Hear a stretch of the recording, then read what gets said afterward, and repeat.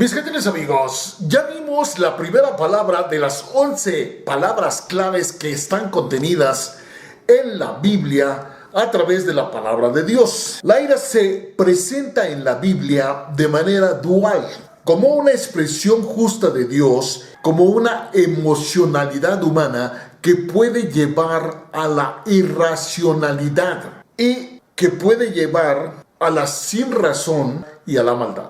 Números 11, 1 y 2 dice: aconteció que el pueblo se quejó a oídos de Dios, y él lo escuchó, y ardió su ira, y se encendió en ellos fuego de Dios, y consumió uno de los extremos del campamento. Si analizamos claramente, dice que consumió uno de los extremos del campamento. Nunca dice que consumió al pueblo.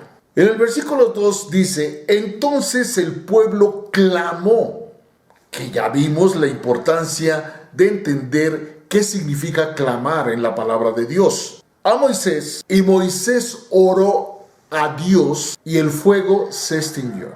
Pero ahora analicemos que en ningún momento está hablando de un fuego destructor, sino está hablando de un fuego consumidor, que es totalmente diferente.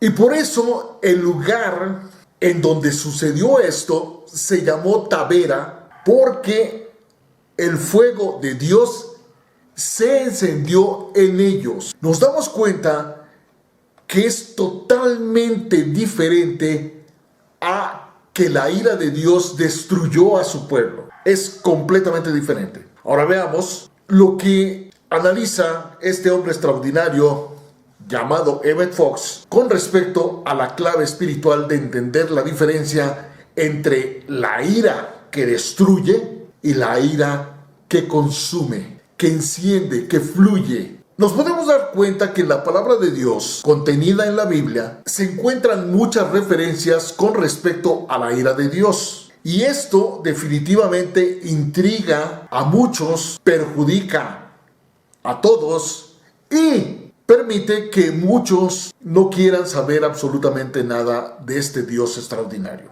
Y sobre todo aquellos religiosos que confunden la religión con la espiritualidad, no se dan cuenta que hay una enorme diferencia entre la concepción humana de ira, la concepción divina con respecto a la palabra ira, y lo que es más, a la ira de Dios. Porque si tenemos muy presente que Dios es amor, entonces para nada podemos malinterpretar que lo que viene de Dios pueda destruir a alguien. Y por lo tanto, tenemos que entender que si Dios es amor, entonces su accionar se manifiesta plenamente en el amor, en el cuidado, en sanar, en cuidar, en proteger, en guiar, en enseñar, en encaminar. Y por lo tanto, si Dios es amor, podemos concluir que Dios está dispuesto a confortar, a sanar, a proteger,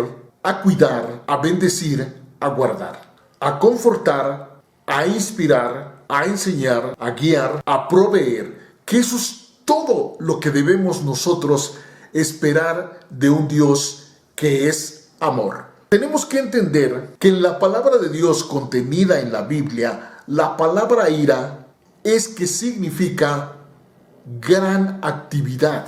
La gran actividad que acompaña, antecede o precede a la subsanación de alguna condición negativa. Entonces la ira de Dios se manifiesta en la enfermedad, trayéndonos salud; en la pobreza, trayéndonos riqueza; en la tristeza, trayéndonos gozo. Ese es exactamente el significado y concepto de la palabra ira en la palabra de Dios contenida en la Biblia. Y por eso vamos a poner un ejemplo. Si nosotros nos damos a la tarea de hacer una limpieza profunda de nuestro hogar, significa que movemos muebles, levantamos todo aquello que queremos limpiar para lograr a través de la limpieza profunda de nuestro hogar, que alguien llega a nuestra casa y ve que estamos nosotros en plena limpieza, es evidente que nuestra casa es un caos, está completamente desarreglada. ¿Por qué? Porque la ira de nosotros se manifiesta plenamente en el hecho de que estamos haciendo una limpieza profunda de nuestro hogar para lograr que una vez que terminemos con nuestra ira, con nuestra limpieza, logremos que nuestro hogar sea un lugar completamente confortable y absolutamente limpio. Mientras estamos haciendo la limpieza de nuestro hogar, todo está patas arriba, todo está completamente desarreglado. Pero llegará el momento en que todo quedará perfectamente ordenado y completamente arreglado. Entonces lo mismo sucede cuando una persona está enferma. Cuando una persona está enferma, padece dolores, tiene insomnio, sufre de inapetencia y una serie de situaciones muy complejas. Esa es la ira que manifestará la sanidad. Cuando la ira de Dios se manifiesta en un enfermo, lo que trae es sanidad. Tenemos que darnos cuenta que cuando una persona está a punto de sanar es cuando se empeora su enfermedad. Por eso el sabio dicho dice que cuando va a amanecer es cuando más oscura está la noche. A esta clase de crisis se le denomina ira. Entonces el pueblo clamó a Moisés, que era el intercesor de ese tiempo, como ahora es Jesús el Cristo para nosotros, quien nos dejó a otro consolador para que estuviera con nosotros hasta el fin del mundo, que es el Espíritu Santo del Dios Altísimo y Viviente. Lo que vemos en Números se refleja en el Nuevo Testamento con el Espíritu Santo y con Cristo. Y Moisés oró al Dios Todopoderoso y el fuego se extinguió. Y dice el versículo 3, y llamó a aquel lugar Tabera, porque el fuego de el Señor se encendió en ellos. Entonces, podemos concluir que de ninguna manera la ira de Dios tiene que ver con destruir, con matar, con acabar, con romper.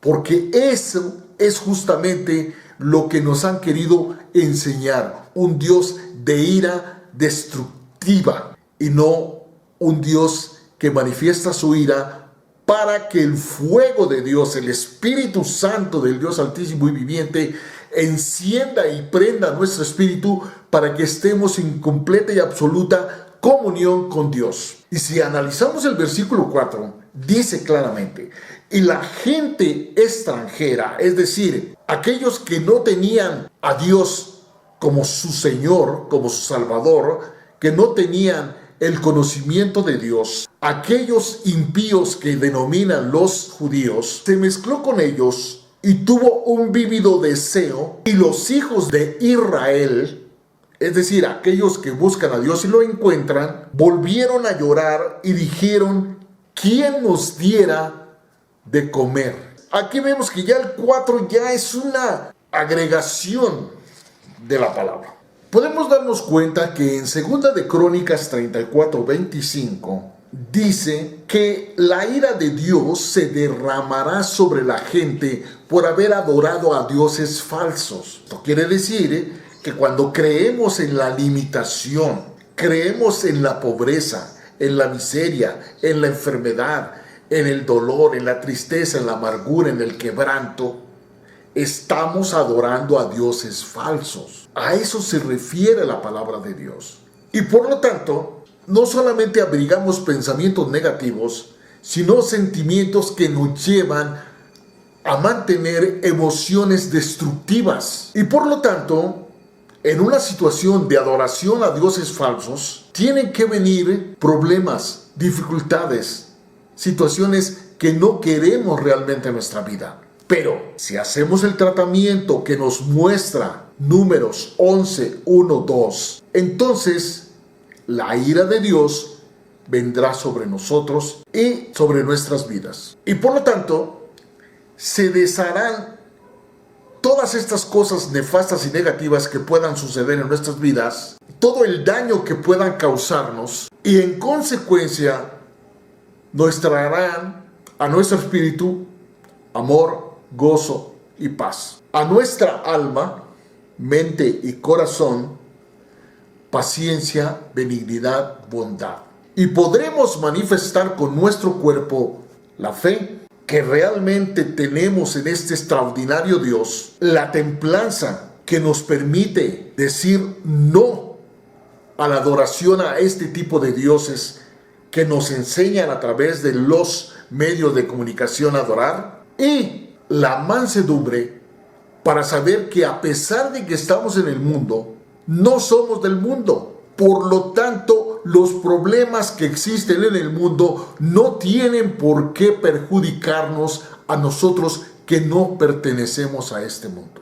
Y entonces nos daremos cuenta que esto significa la ira de Dios. Y lo confirmamos en el Salmo 76, 10. Dice: ciertamente la ira del hombre te alabará, tú reprimirás el resto de sus iras. La única ira que vamos a experimentar es aquella que nos lleva a modificar todas aquellas flaquezas y debilidades de carácter y entender que al igual que hicimos una limpieza profunda de nuestro hogar, también tenemos que hacer una limpieza profunda de las cosas negativas que pueden afectar a nuestra mente, a nuestro corazón y también a nuestro espíritu. Porque tenemos que entender que hay pecados que cometemos con nuestro espíritu, pecados que cometemos con nuestra mente, pecados que cometemos con nuestro corazón y pecados que cometemos con nuestro cuerpo. Y eso lo podemos ver claramente en Gálatas.